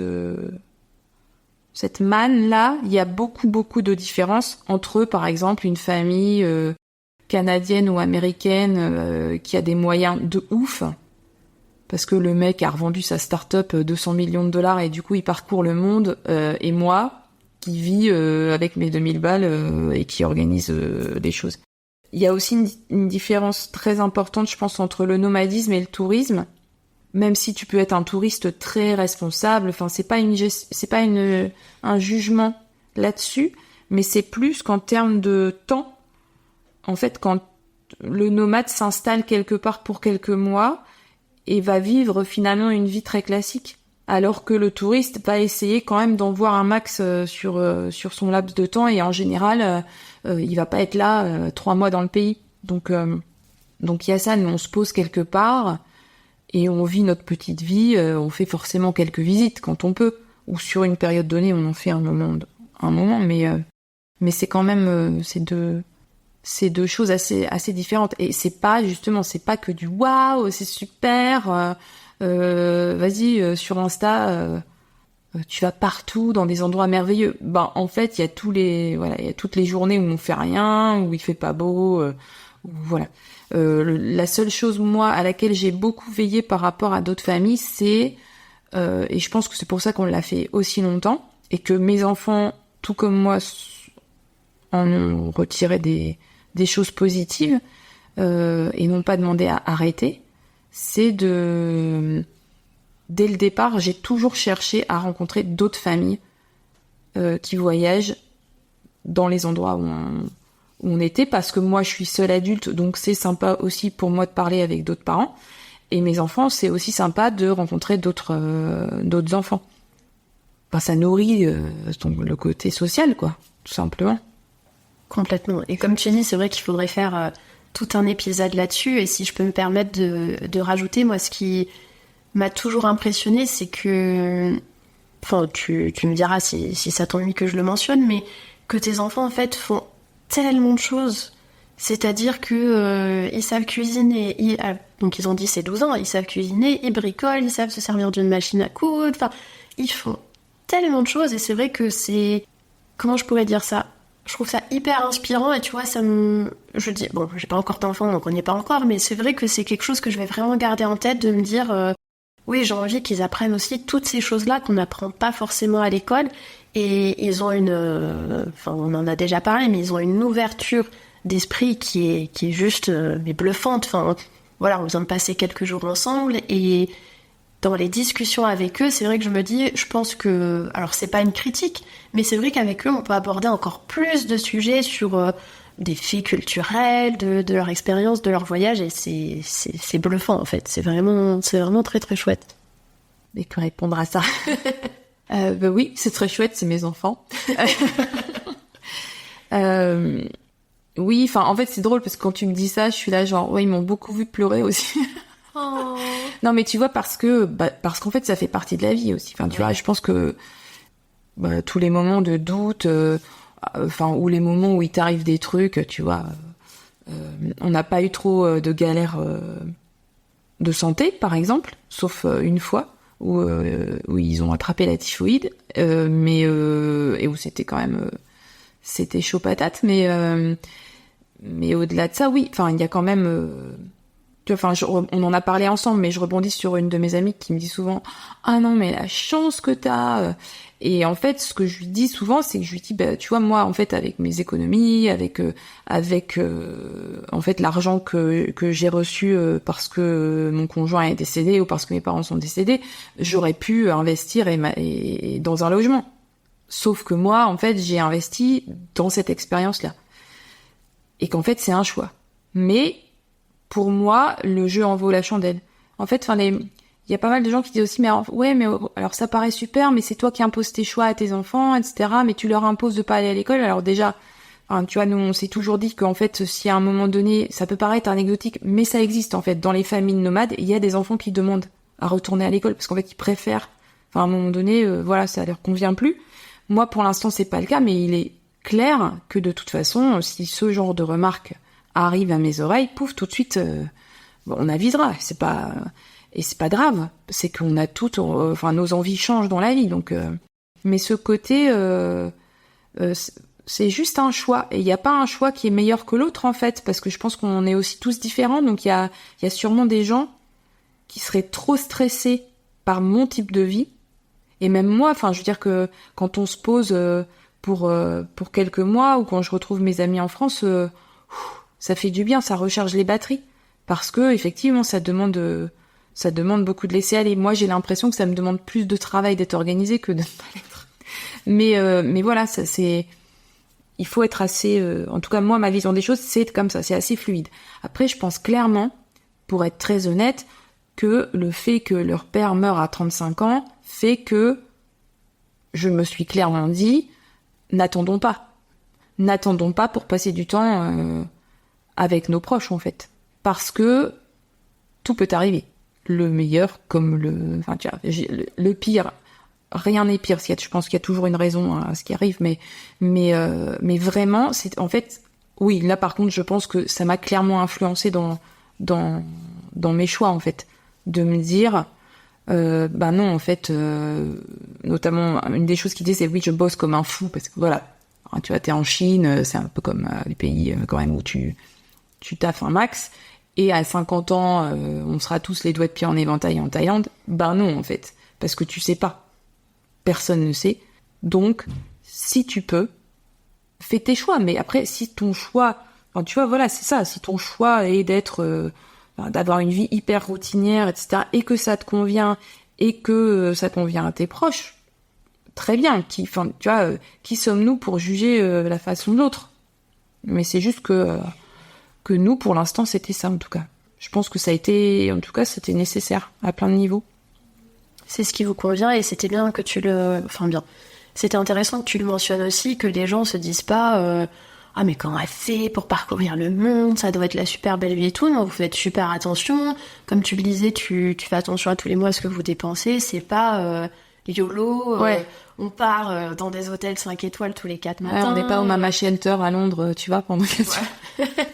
Mais après, juste un petit tip, c'est que vraiment, moi, j'ai rencontré des familles qui ont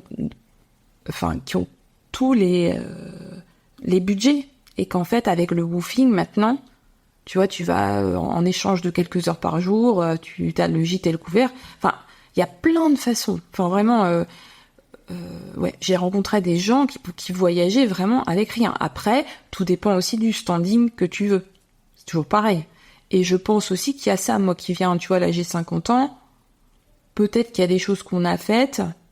Maintenant, je me dirais, bon, petit confort supplémentaire, ce serait pas mal. Mais ça s'est très bien fait à l'époque où on l'a fait. Complètement. Et si on reste un petit peu sur cette idée de le voyage, la découverte de soi, où on se disait que au final, tu as fait un sacré voyage intérieur, parce que c'est aussi un peu la thématique du podcast, de le monde qui nous entoure, mais ce qui se passe aussi à l'intérieur de nous, toutes ces découvertes qu'on fait. Ce qui a été aussi, je pense, une sacrée étape dans ce chemin, c'est aussi l'écriture récente de ton livre, Baobei. Si tu veux bien qu'on termine par ce chapitre-là, on va dire, sans mauvais jeu de mots. Tu as décidé, donc, c'était quand c'est sorti? Tu l'as publié le mois dernier, enfin il y a un mois. Il y a un mois. Tu as décidé de raconter ton histoire en Chine. Est-ce que tu veux bien nous parler donc de ce livre Baobei, qui veut dire donc chérie? Oui. Alors, ça fait quand même un moment que j'avais en tête de raconter cette histoire de mes 11 ans en Chine, et notamment de ma rencontre avec le père de mes enfants, parce que c'est ce qui a quand même marqué mes années en Chine, et que je n'y étais pas du tout préparée, parce que personnellement j'aurais plutôt préféré rencontrer un mec indien. Pour la petite voilà, j'étais pas du tout tu couperas si tu veux. Donc l'idée de raconter mon histoire chinoise était présente.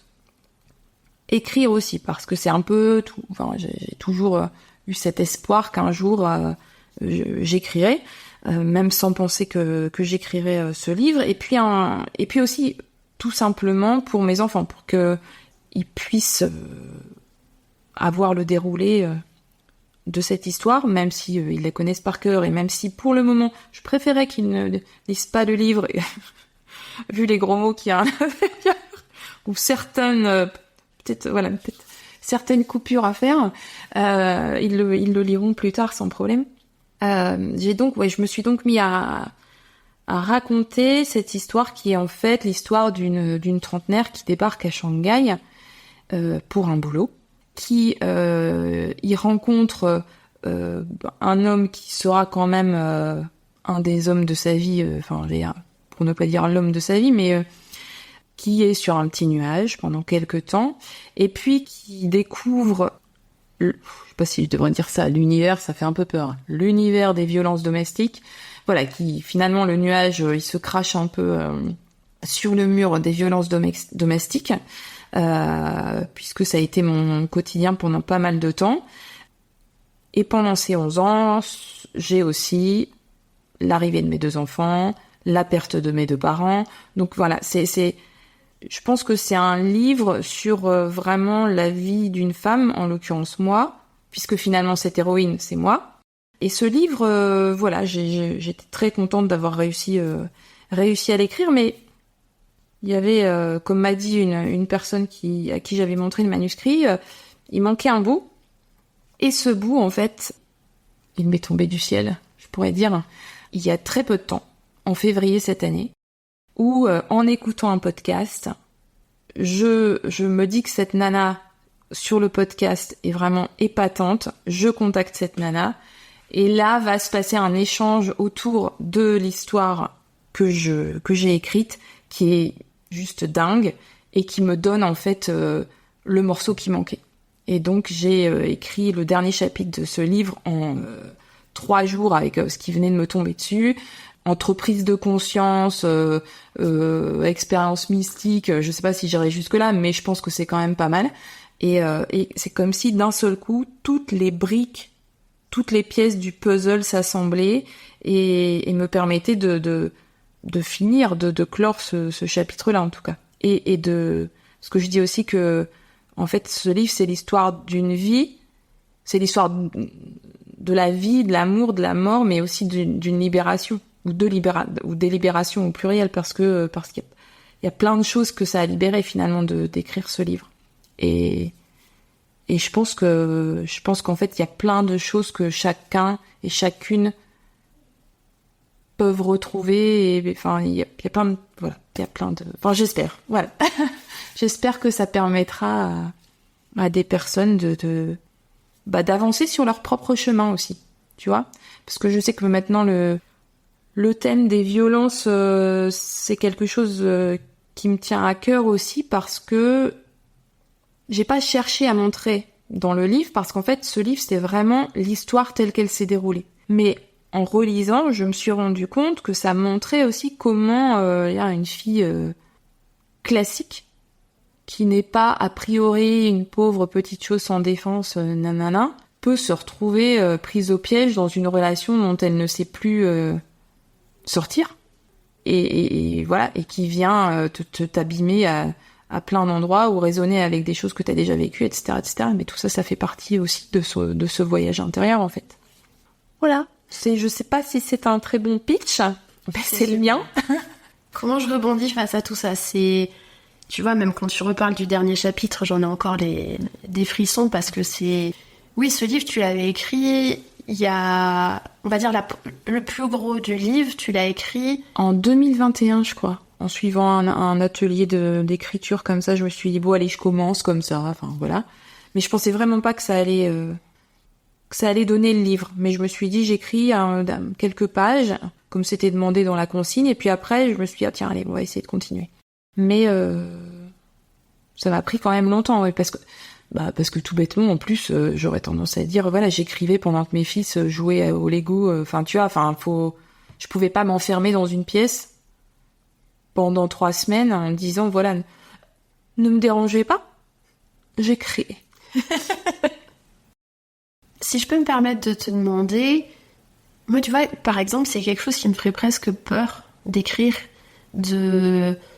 parce que, bon, on pourrait, là aussi, il y aurait de quoi en parler pendant des heures, tout ce qui est écriture automatique, de se dire, j'apprends à me connaître en essayant de formuler les phrases, formuler mon histoire, ce que j'ai envie de raconter. Il y a des choses qui vont... Enfin, je sais pas, peut-être que toi, quand tu t'es mise à écrire, il y a des choses que t'as réussi à évacuer, à découvrir sur toi. Et aussi ce côté de se livrer à tout le monde, parce que j'imagine que c'est pas simple non plus de ne serait-ce que toute cette partie sur la violence conjugale, d'en parler, de le dire au monde entier, de raconter une histoire quelque chose de très intime. Est-ce que ça a été quelque chose de difficile de te livrer comme ça dans ce livre et d'apprendre à te connaître à travers ce livre? Je pense qu'en fait, au début, j'ai vraiment écrit plein de chapitres, enfin, que je n'appellerais même pas chapitres. C'est-à-dire que j'écrivais par bloc des souvenirs de scènes. C'est comme si je revoyais un film par flash. Et donc, j'écrivais. Et c'est seulement après, en fait, en regardant tout, je me suis dit, en fait, il y a comme deux lignes. En fait, il y a deux lignes de temps dans le livre. Il y a j'arrive en Chine. Et donc, il se passe quoi? Et la mort de Léo, et du coup, et derrière, il se passe quoi? Donc ça vient comme ça faire sur deux lignes de temps, un chapitre, mais ça, je l'ai pas au départ. En termes de tout mettre à plat, ma vie, etc., je pense que ça va être une surprise pour certaines personnes qui me connaissaient sans me connaître, tu vois. Par exemple, je me dis, des collègues de boulot, à l'époque, avaient une certaine vision de moi, ils savaient pas ce qui se passait chez moi. Voilà. Non, la seule chose que je me suis vraiment demandé, c'est... non, il y a deux choses. Hein. C'est parce que ma cousine m'a tout de suite dit « Mais enfin, tes enfants vont voir !» Sauf que mes enfants, ils étaient là, en fait. Donc, je pense que c'est même leur rendre service que de voir que c'est un sujet, en fait. C'est un vrai sujet de savoir et peut-être de comprendre ce qui se passe dans la tête d'une maman qui est là, mais qui veut partir dans la maison, qui part pas, parce qu'elle se dit « Oh, quand même, ça va s'arranger », enfin...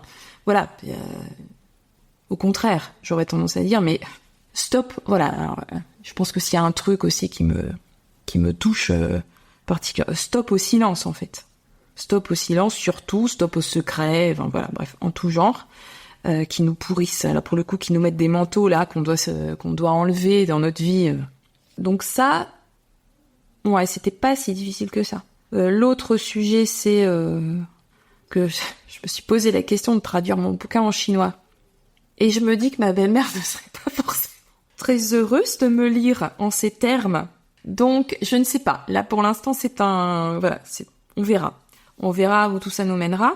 Et non, en fait, par contre, ce qui est très difficile, c'est que j'évoque un tout petit peu, et je vais même avec toi te l'évoquer, mais très édulcoré. C'est que notamment je fais le parallèle entre comment tu te retrouves dans ce type de relation et les violences que tu as pu subir enfant.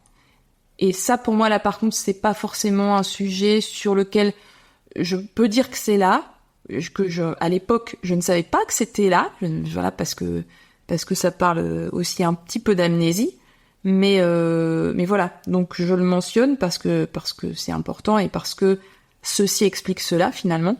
Mais là, c'est vraiment, clairement, c'est pas... j'ai une amie qui m'avait dit mais vas-y, le gros sujet, c'est celui-là. Pour moi, non. Pour moi, ça ne l'est pas. En tout cas, pas encore. Mais c'est présent. Et je voulais quand même dire que c'était là pour que... Et là, pour le coup, très peu de gens sont au courant. Donc, je me suis rendu compte aussi que je pouvais tout à fait dire que, en fait, oui, c'est là, mais j'ai pas forcément envie de creuser sur ce sujet-là avec un interlocuteur. Je l'ai fait pour moi parce que c'est le voyage intérieur, mais c'était finalement assez facile. Sauf ce truc de dire il manque quelque chose. Voilà, tu vois, le truc. J'arrivais pas, tu vois, j'ai envoyé le manuscrit à des éditeurs. Ça collait pas, les lignes éditoriales, machin. Et puis, c'est aussi pour ça, tu vois, tu m'as aussi, toi, posé la question pourquoi tu l'as pas envoyé tel quel, là, à des éditeurs, puisque je l'ai juste mis sur Amazon, en fait, en auto-édition. Et je me suis dit, je sais pas. Pour l'instant, en tout cas, j'ai l'impression que c'est comme ça que ça devait être fait, tout simplement. Et que ça touchera, je l'espère, les personnes qui iront découvrir cette histoire. Peut-être encore mieux si ça peut les aider. Alors là, ce serait vraiment super. Le mieux qui puisse arriver, en fait. Je te le souhaite aussi. Parce que et voilà, je dis pas juste parce qu'on est amis. Et tu vois, quelque part aussi, c'est... Oui, on se connaissait avant, mais c'est vrai que le livre, j'avais commencé à lire parce que tu m'avais envoyé comment on appelle ça, le manuscrit. Le manuscrit, sans ce chapitre à la fin. Et comme quoi, voilà, je dis souvent, le plan est toujours parfait, tout ça est toujours comme il faut, parce que j'avais commencé à le lire, et c'était sur le téléphone, donc moins pratique, et ainsi de suite, mais... Et là, t'as eu ce dernier chapitre, Et là, tu l'as imprimé, j'ai lu la fin, ainsi de suite. Là, on se retrouve à Bordeaux, on a passé quelques jours ensemble et j'ai appris à mieux te connaître. Et effectivement, j'ai trouvé dans ce livre des choses qui faisaient écho, alors que voilà, on n'a pas du tout les mêmes vies, on n'a pas vécu du tout les mêmes histoires. Mais comme tu le disais tout à l'heure, tu abordes tellement de sujets dans ce livre, en fait, que je pense que tout le monde peut aller piocher, se retrouver dans certaines parties. Et on est vraiment avec toi dans le livre, en fait, on est très pris. T'as un style d'écriture aussi qui est très, très différent, je trouve, de ce qu'on peut trouver. Et pour la petite parenthèse aussi, avant qu'on se rencontre, on échangeait virtuellement. J'avais découvert ton compte Instagram où tu partageais déjà, en fait, des petits bouts du livre. Et je m'étais dit, waouh, cette femme, elle a une façon d'écrire où, comme tu le disais tout à l'heure par rapport au silence, c'est ok, on dit les choses, si on veut dire des gros mots par moment, tu parles de manière très spontanée. Et voilà, plein de sujets abordés, forcément personnellement plein d'anecdotes sur la Chine qui ont fait écho à mon voyage aussi, et ça permet d'aborder différemment un pays et d'aborder d'autres sujets, par exemple la façon dont tu abordes le sujet de la mort. J'ai trouvé ça hyper intéressant parce que c'est pas dans la tristesse, dans la mélancolie, c'est vraiment l'aborder d'une manière très différente et qui, j'espère vraiment qu'il va toucher beaucoup de personnes parce que à la fin tu te dis mais le courage de cette femme, tu vois, je vais être tout émue en le racontant. Je savais que ça allait monter, pardon. Voilà, ton courage, ton parcours, aussi avec tes enfants, comment tu racontes avec eux, dont tu parlais les choses, c'est vraiment un exemple. Et c'est vrai que dans ce podcast, dont j'interviewe des personnalités un petit peu connues, des amis, et je suis contente de partager aussi des parcours hyper inspirants et des personnes où tu te dis waouh, ça te donne des clés pour toi aussi, pour continuer, pour avancer. Et voilà, j'espère que vraiment ce livre va inspirer plein de personnes.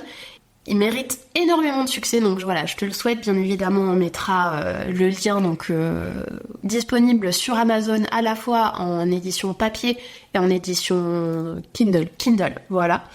Et bien évidemment, j'invite tous les auditeurs et auditrices à le lire et à le découvrir.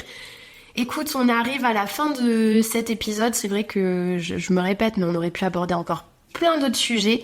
Et merci de nous avoir livré toute ce voyage intérieur, en fait, en plus de ce voyage en Chine. Est-ce que tu pourrais partager avec nous éventuellement ton coup de cœur du moment ? Eh bien, j'ai réfléchi et on va rester sur ce thème du voyage intérieur justement avec un jeu de cartes qui porte ce nom-là, donc qui s'appelle Le Voyage intérieur, qui a été conçu par une super nana qui s'appelle Clotilde Provost, qui a décidé de construire un outil pour nous guider sans prétention, c'est-à-dire pour nous aider au quotidien en fait à savoir quel cap on va prendre. On peut prendre dans la journée ou dans les mois à venir.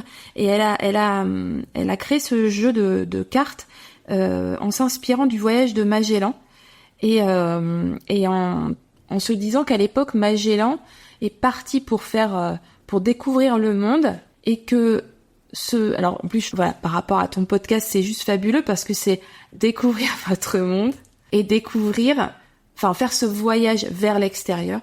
Et ce voyage a été un miroir pour lui-même et lui a permis de faire ce voyage intérieur en fait. Et ce parallèle entre les deux, de te dire que tu chemines physiquement et intérieurement, peut-être on pourrait dire je sais pas physiquement et émotionnellement, mais que voilà tu vas de découverte en découverte, c'est juste fabuleux et ça change ta perception à la fois du monde extérieur et la perception que t'as de toi-même. Et ce jeu est vraiment épatant. Voilà, donc c'est mon coup de cœur. Super, je le mettrai dans les informations du podcast parce que j'ai pas mal j'ai quelques amis qui me disent toujours « Ah mais oui, est-ce que comment on retrouve les références de l'épisode ?» En fait, quand vous cliquez sur l'épisode, peu importe la plateforme d'écoute, vous descendez tout en bas de la description de l'épisode et je mets à chaque fois les références. Et alors pour ma part, je vais en avoir 2. Et pareil, on reste toujours un peu dans le thème. C'est en fait un livre qui est de base pour les enfants, parce que c'est un Lonely Planet Junior qui s'appelle Voyage autour du monde, par explorer tous les pays du monde. Où en fait, c'est un livre où il y a une page pour chaque pays du monde et plein de petits fun facts. Et c'est vrai que dans le podcast, j'adore citer des petites anecdotes sur les différents pays. Et voilà, même si c'est un livre pour les enfants, je le recommande même pour des adultes, parce que moi, c'est devenu un peu ma bible. Et mon deuxième coup de cœur, c'est une application, et ça va te faire sourire parce que tes enfants l'utilisent aussi beaucoup, c'est Duolingo. C'est une application pour les langues, et justement, il y a quelques mois, je me suis dit, j'ai envie de me remettre au chinois. Parce que voilà, toute cette nostalgie dont on parlait, et je m'en sers malheureusement plus au quotidien, j'ai beaucoup perdu. Et j'ai essayé beaucoup d'applications pourtant pour les différentes langues, notamment pour le chinois. Et on sait jamais, c'est des auditeurs auditrices qui ont envie de se lancer dans l'apprentissage de cette langue, ou même de réviser de l'espagnol, de l'italien, que sais-je comme langue. Elle est vraiment très bien faite cette application, la version gratuite convient tout à fait. Il y a une petite pub de temps en temps, mais ça va très bien. Et tes enfants l'utilisent aussi. Oui, ils l'utilisent beaucoup. Beaucoup d'enfants, nomades ou pas d'ailleurs. On a beaucoup d'amis qui utilisent cette appli, soit pour réviser, soit pour découvrir vraiment une langue. Et en plus, alors, je pense que quand on est adulte, on l'utilise moins de cette façon-là, mais t'as des petits classements, des challenges, donc ils veulent ils veulent monter en rang, en ranking. Donc c'est assez sympa. Ouais, je mettrai aussi le lien de cette application que je ne peux que recommander. Merci Nathalie, merci pour cet épisode que, voilà, comme je te le disais, dès que j'ai eu l'idée de ce podcast, je me suis dit, ce que je disais tout à l'heure, j'ai envie d'inviter des personnes hyper inspirantes que je connais, j'ai envie qu'on partage leur histoire, et puis bien évidemment, je suis ravie qu'on ait abordé la Chine. Je pense qu'il faudra, on sera peut-être amené à faire d'autres épisodes parce qu'aussi vous avez parcouru le monde, tu as vécu longtemps en Inde aussi, donc je pense que nous allons nous revoir. Merci à toi Camille, vraiment, du fond du cœur. Enfin, c'est assez irréel en fait. J'ai l'impression que ce moment est totalement irréel. C'est hyper touchant d'être ici avec toi. De me dire que genre la semaine dernière c'était Julie Pujol et là cette semaine c'est moi. Et c'est vrai que tu vois, dans l'épisode avec elle, je me disais, voilà, j'espère vraiment que je vais pouvoir faire cet épisode avec toi. Et voilà, le timing a fait que vous étiez de passage sur Bordeaux. Je me suis dit, mais c'est pas croyable, j'en parlais la semaine dernière. Enfin, c'est assez incroyable. Et je pense que c'est ce qui est aussi formidable dans ce que tu fais, c'est de se dire aussi que, ok, on nous a peut-être parfois dit, il faut y aller, tu peux y arriver tout seul, etc. Mais en fait, on peut pas y arriver tout seul. Enfin, tu vois, et de justement, tu sais, c'est cette image où toi, t'es en haut, tu prends celui du bas, tu l'aides à venir à ton niveau, et puis l'autre, il aide quelqu'un d'autre, etc. Ça crée vraiment une immense chaîne, en fait, et c'est vraiment super. Voilà. Merci. Mais merci à tous pour votre écoute. Cet épisode était un petit peu plus long que les autres, mais on avait tellement de sujets à couvrir. Donc merci d'avoir été jusqu'au bout de l'épisode. Et à bientôt Nathalie. À bientôt Camille. Et merci beaucoup. Merci. À bientôt.